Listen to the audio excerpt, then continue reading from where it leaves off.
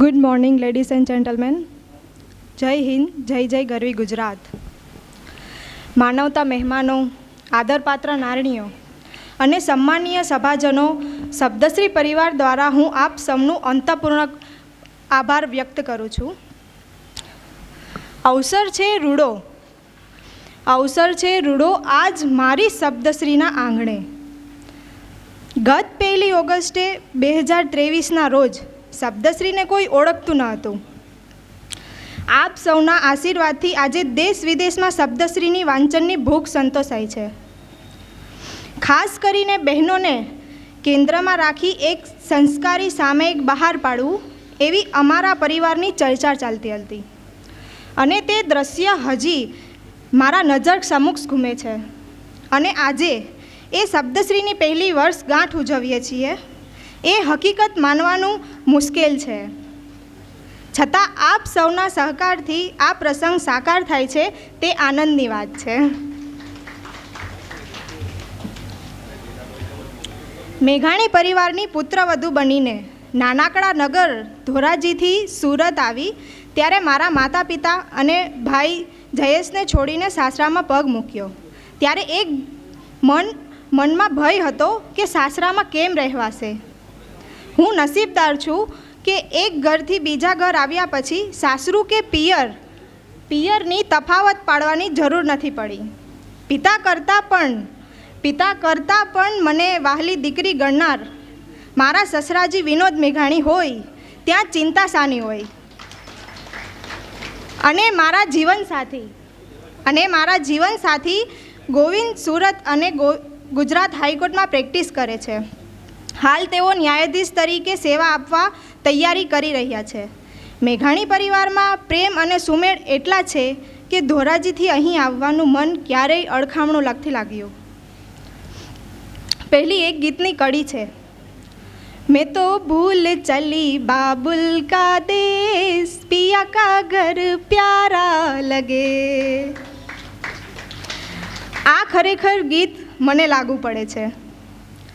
પહેલાં સમાજમાં જ્યારે સ્ત્રીઓને સમાન ગણવાની વાત થતી હતી અને સ્ત્રીઓને જ્યારે પોતાનું સામર્થ્ય બતાવવાની કોશિશ કરતી હતી ત્યારે સમાજ એને દબાવી દેવાની કોશિશ કરતું હતું. તે જોઈને હું મનોમન સમી ઉઠતી હતી. આજે એ સમય જતાં જ્યારે સમાજમાં બદલાવ આવ્યો અને જાણે મારી વ્યથા વગર કહે સમજી ગયા હોય એમ મારા સસરાજી વિનોદ મેઘાણીએ પોતાના 2 પ્રકાશન સુરત મિત્ર અને ભાગ્યશ્રી રવિપૂર્તિમાં મને સક્રિય પ્રમાણે સામેલ કરી અને શબ્દશ્રી સામાયિકનો વિચાર સાકાર કર્યો. અને આપ સૌના સહકારથી એની સફળતા આજે આપના નજર સમક્ષ છે. આ સફળતા અલ્પ વિરામ છે પણ પૂર્ણ વિરામ નથી. ગુજરાત રાજ્યમાં પોતપોતાના ક્ષેત્રમાં આગવું પ્રદાન કરનાર બહેનોને જ્યારે નવાજવાનો વિચાર આવ્યો ત્યારે સમસ્યા એ થઈ કે 1 વર્ષની ઉંમરના શબ્દશ્રી સામાયિક માટે આ કામ ધાર્યું તેટલું સહેલું નહોતું.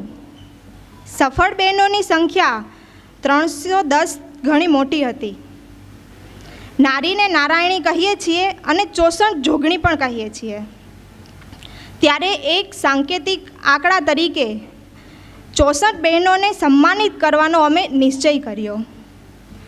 આપના સાથ અને સહકારથી શબ્દશ્રી જેમ જેમ પ્રગતિ કરતું જશે તેમ તેમ નારી શક્તિને બિરદાવવાનું કામ દર વર્ષે ચાલુ રહેશે.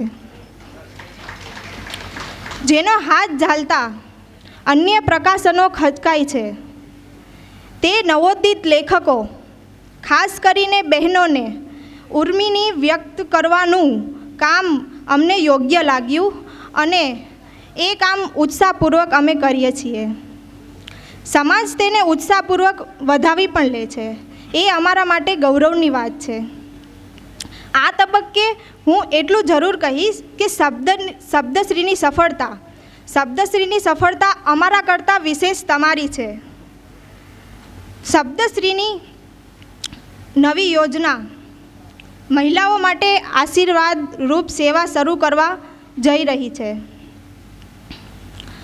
ગુજરાત સરકાર માન્ય શબ્દશ્રી ચેરિટેબલ ટ્રસ્ટની સંસ્થાની સ્થાપના કરવા જઈ રહી છે. આ વર્ષ 2024ના અંત સુધીમાં શબ્દશ્રી ચેરિટેબલની સંસ્થાના સ્થાપના કરશે. આ સંસ્થા રાજ્યમાં મહિલા માટે આશીર્વાદરૂપ સાબિત થશે. આ સંસ્થામાં જોડાવા માટે લાઈફટાઈમ રજિસ્ટર ફી માત્ર ને માત્ર 100 રૂપિયા ભરીને જોડાઈ શકો છો, જેમાં અમે રાજ્યના ગામે ગામેથી મોટી સંખ્યામાં બહેનોને જોડીશું તેવા અમારા પ્રયત્નો સતત ચાલુ ને ચાલુ રહેશે. મહિલાઓના અડાચણરૂપ કાર્યોમાં કોર્ટ કેસ કરવાની જરૂર પડશે તો મારા હસબન્ડ એટલે કે એડવોકેટ ગોવિંદ મેઘાણી વિના મૂલ્યે લડવા તૈયારી બતાવી રહ્યા છે.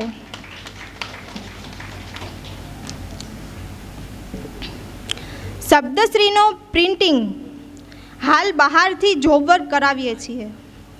વર્ષ 2025 સુધીમાં શબ્દશ્રીમાં એક નવું મોરપંખ ઉમેરાશે, જેમાં શબ્દશ્રી પોતાનું નવું પ્રોડક્શન હાઉસ એટલે કે પ્રિન્ટિંગ પ્રેસ શરૂ કરશે. શબ્દશ્રી 1 વર્ષ સુધી સોશિયલ મીડિયા દ્વારા આસાનીથી વાંચવા મળી રહ્યું હતું. વર્ષ 2 અંક 1થી ભૂતકાળ બની રહેશે, જેની સર્વ વાચક મિત્રોએ ખાસ નોંધ લેવી.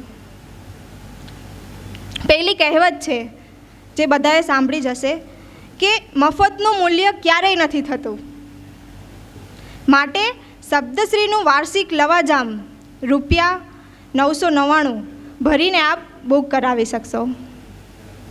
લવાજમ ધારક માટે કુરિયર ખર્ચ ભારતભરમાં નિઃશુલ્ક કરવામાં આવશે.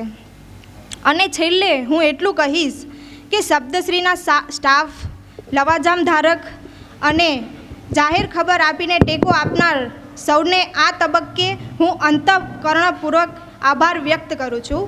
જય હિન્દ, જય જય ગરવી ગુજરાત.